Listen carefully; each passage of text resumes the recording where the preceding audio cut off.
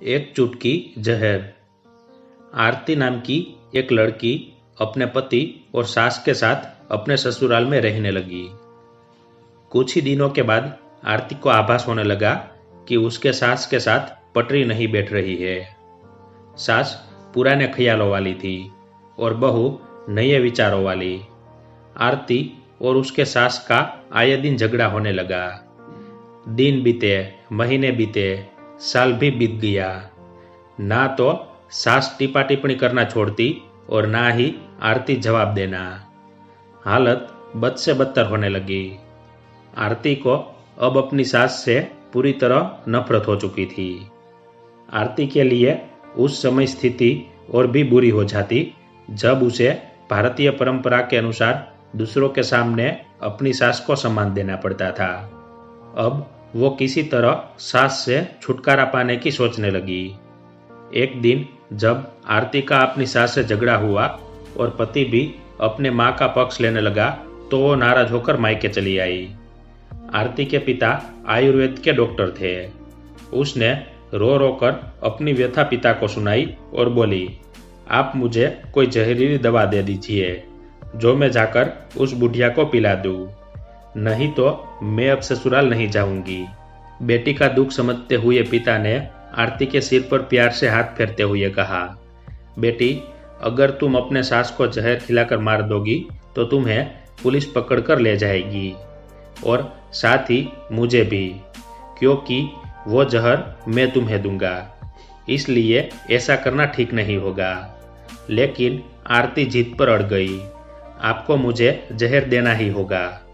अब मैं किसी भी कीमत पर उसका मुंह देखना नहीं चाहती। कुछ सोचकर पिता बोले, ठीक है, जैसी तुम्हारी मर्जी, लेकिन मैं तुम्हें जेल जाते हुए भी नहीं देख सकता। इसलिए जैसे मैं कहूँ वैसे तुम्हें करना होगा। मंजूर हो तो बोलो। आरती ने पूछा, क्या करना होगा? पिता ने एक पुड़िया में जहर का पाउडर बांधकर आरती के हाथ में देते हुए कहा, तुम्हें इस पुड़िया में से सिर्फ एक चुटकी जहर रोज अपने सास के भोजन में मिलाना है। कम मात्रा होने से वो एकदम से नहीं मरेगी, बल्कि धीरे धीरे आंतरिक रूप में कमजोर होकर 5 से 6 महीने में मर जाएगी। लोग समझेंगे कि वो स्वाभाविक मौत मर गई। पिता ने आगे कहा, लेकिन तुम्हें बेहद सावधान रहना होगा ताकि तुम्हारे पति को बिल्कुल भी शक ना होने पाए, वरना हम दोनों को जेल जाना पड़ेगा। इसके लिए तुम आज के बाद अपनी सास से बिल्कुल भी झगड़ा नहीं करोगी, बल्कि उसकी सेवा करोगी। यदि वो तुम पर कोई टिप्पा टिप्पणी करती है तो तुम चुपचाप सुन लोगी, बिल्कुल उसके विपरीत जवाब नहीं दोगी। बोलो, कर पाओगी ये सब? आरती ने सोचा, 6 महीनों की ही तो बात है, फिर तो छुटकारा मिल ही जाएगा। उसने पिता की बात मान ली और जहर की पुड़िया लेकर ससुराल चली आई। ससुराल आते ही अगले ही दिन से आरती ने सास के भोजन में रोजाना एक चुटकी जहर मिलाना शुरू कर दिया। साथ ही उसके प्रति अपना बदलाव भी बदल लिया। वो सास के किसी भी ताने का जवाब नहीं देती, बल्कि क्रोध को पीकर मुस्कुराते हुए सुन लेती। रोज उसके पैर दबाती और उसकी हर बात का ख्याल रखती। सास से पूछ पूछ कर उसकी पसंद का खाना बनाती और उसकी हर आज्ञा का पालन करती।